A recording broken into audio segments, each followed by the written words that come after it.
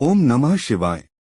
प्रिय भक्तगण, आज मैं आपको एक कथा का श्रवण करा रहे हैं जिसे सुनने मात्र से आपके जीवन में सुख, संपत्ति और धन की वर्षा होगी। आपके जीवन के सारे कष्ट दूर हो जाएंगे। सावन में प्रतिदिन भगवान शिव की कथा सुनने और पढ़ने का विशेष महत्व है। भगवान शिव को एक ऐसे देवता के रूप में वर्णित किया गया है जो बहुत दयालु और भोले हैं और भक्तों की एक सच्ची पुकार पर प्रसन्न हो जाते हैं।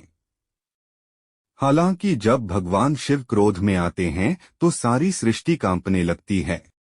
भारत में भगवान भोलेनाथ के 12 ज्योतिर्लिंगों में से 10वां ज्योतिर्लिंग नागेश्वर ज्योतिर्लिंग माना जाता है। नागेश्वर का पूर्ण अर्थ नागों का ईश्वर है।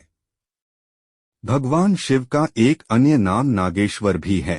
नागेश्वर ज्योतिर्लिंग का इतिहास बहुत पुराना है। यह ज्योतिर्लिंग भारत के गुजरात राज्य में द्वारकापुरी से 17 किलोमीटर की दूरी पर स्थित है। द्वारकापुरी में नागेश्वर ज्योतिर्लिंग परिसर में भगवान शिव की एक बहुत बड़ी ध्यान मुद्रा में विशाल प्रतिमा बनाई गई है, जिसकी वजह से यह मंदिर 3 किलोमीटर दूर से ही दिखाई देने लगता है। भगवान भोलेनाथ की मूर्ति करीब 80 फीट ऊंची और 25 फीट चौड़ी है। इस मंदिर का मुख्य द्वार अत्यंत साधारण और सुंदर बनाया गया है। नागेश्वर ज्योतिर्लिंग को भगवान शिव के 10 ज्योतिर्लिंग के रूप में जाना जाता है। मान्यताओं के अनुसार नागेश्वर का मतलब नागों का ईश्वर या नागों का देवता वासुकी है, जो भगवान शिव के गले में माला के रूप में रहता है। मान्यताओं के अनुसार इस मंदिर में दर्शन करने मात्र से सभी प्रकार के रोगों से मुक्ति पाई जा सकती है।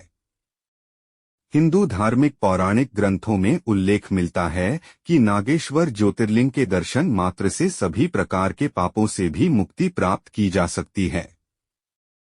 ऐसा माना जाता है कि यह प्राचीन और प्रमुख मंदिर केवल भगवान शिव को समर्पित किया गया है।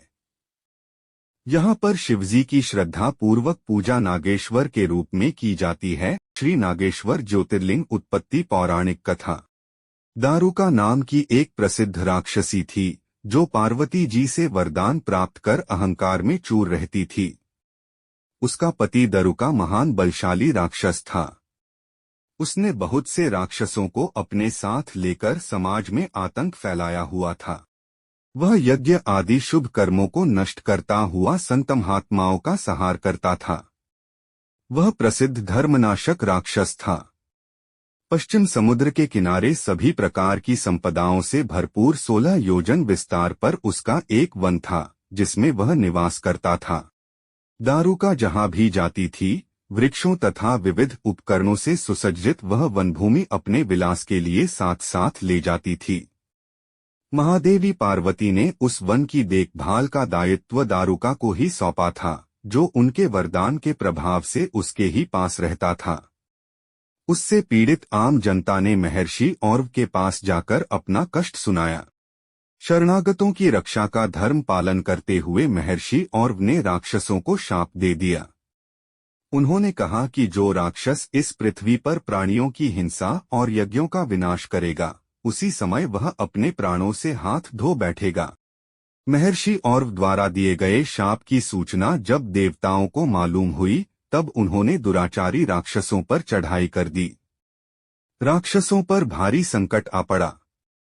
यदि वे युद्ध में देवताओं को मारते हैं तो शाप के कारण स्वयं मर जाएंगे, और यदि उन्हें नहीं मारते हैं तो पराजित होकर स्वयं भूखों मर जाएंगे। उस समय दारुका ने राक्षसों को सहारा दिया और भवानी के वरदान का प्रयोग करते हुए वह संपूर्ण वन को लेकर समुद्र में जा बसी।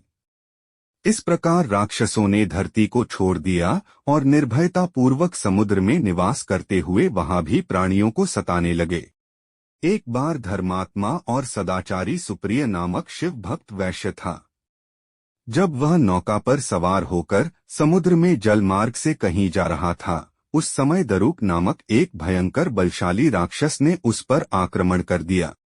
राक्षस दारुक ने सभी लोगों सहित सुप्रिय का अपहरण कर लिया और अपनी पुरी में ले जाकर उसे बंदी बना लिया।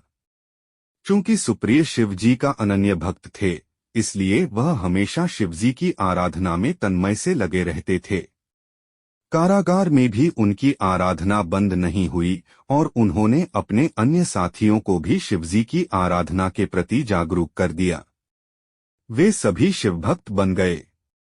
कारागार में शिवभक्ति का ही बोलबाला हो गया। जब इसकी सूचना राक्षस दारूक को मिली तो वह क्रोध में उबल उठा। उसने देखा कि कारागार में सुप्रिय ध्यान लगाए बैठा है तो उसे डांटते हुए बोला, वैश्य, तू आंखें बंद करके मेरे विरुद्ध कौन सा षड्यंत्र रच रहा है? वह जोर जोर से चिल्लाता हुआ धमका रहा था। इसका उस पर कुछ भी प्रभाव न पड़ा।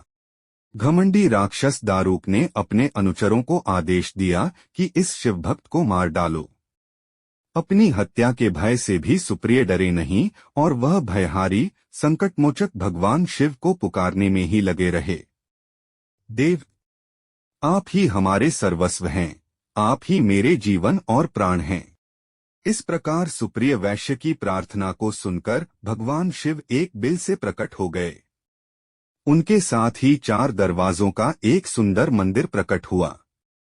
उस मंदिर के मध्य भाग में गर्भगृह में एक दिव्य ज्योतिर्लिंग प्रकाशित हो रहा था तथा शिव परिवार के सभी सदस्य भी उसके साथ विद्यमान थे। वैश्य सुप्रिय ने शिव परिवार सहित उस ज्योतिर्लिंग का दर्शन और पूजन किया।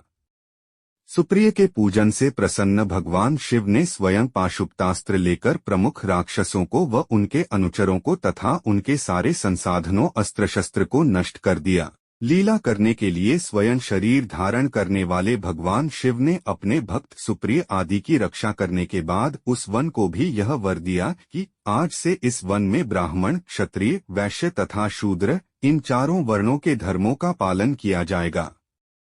इस वन में शिव धर्म के प्रचारक श्रेष्ठ ऋषि मुनि निवास करेंगे और यहाँ तामसिक दुष्ट राक्षसों के लिए कोई स्थान न होगा। राक्षसों पर आए इसी भारी संकट को देखकर राक्षसी दारुका ने दीन भाव से देवी पार्वती की स्तुति की। उसकी प्रार्थना से प्रसन्न माता पार्वती ने पूछा, बताओ मैं तेरा कौन सा प्रिय कार्य करूं? दारुका ने कहा, मां, आप मेरे कुल की रक्षा करें। पार्वती ने उसके कुल की रक्षा का आश्वासन देते हुए भगवान शिव से कहा, नाथ, आपकी कही हुई बात इस युग के अंत में सत्य होगी, तब तक यह तामसिक सृष्टि भी चलती रहे, ऐसा मेरा विचार है। माता पार्वती शिव से आग्रह करती हुई बोली कि मैं भी आपके आश्रय में रहने वाली हूँ, आपकी ही हूँ, इसलिए मेरे द्वारा दिए गए वचन को भी आप प्रमाणित करें। यह राक्षसी दारुका राक्षसियों में बलिष्ठ मेरी ही शक्ति तथा देवी है, इसलिए यह राक्षसों के राज्य का शासन करेगी। ये राक्षसों की पत्नियां अपने राक्षस पुत्रों को पैदा करेगी जो मिलजुल कर इस वन में निवास करेंगे, ऐसा मेरा विचार है। माता पार्वती के उक्त प्रकार के आग्रह को सुनकर भगवान शिव ने उनसे कहा, प्रिय, तुम मेरी भी बात सुनो। मैं भक्तों का पालन तथा उनकी सुरक्षा के लिए प्रसन्नतापूर्वक इस वन में निवास करूंगा। जो मनुष्य वर्णाश्रम धर्म का पालन करते हुए श्रद्धा भक्ति पूर्वक मेरा दर्शन करेगा वह चक्रवर्ती राजा बनेगा। कलयुग के अंत में तथा सतयुग के प्रारंभ में महासेन का पुत्र वीरसेन राजाओं का महाराज होगा। वह मेरा परम भक्त तथा बड़ा पराक्रमी होगा। जब वह इस वन में आकर मेरा दर्शन करेगा उसके बाद वह चक्रवर्ती सम्राट हो जाएगा। तत्पश्चात बड़ी बड़ी लीलाएं करने वाले शिव दंपत्ति ने आपस में हास्य विलास की बातें की और वहीं पर स्थित हो गए। इस प्रकार शिव भक्तों के प्रिय ज्योतिर्लिंग स्वरूप भगवान शिव नागेश्वर कहलाए और पार्वती देवी भी नागेश्वरी के नाम से विख्यात हुई। इस प्रकार शिव ज्योतिर्लिंग के रूप में प्रकट हुए हैं जो तीनों लोकों की कामनाओं को पूर्ण करने वाले हैं।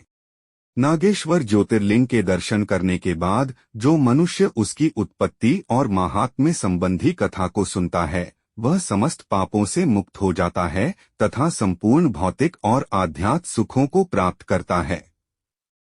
ओम नमः शिवाय।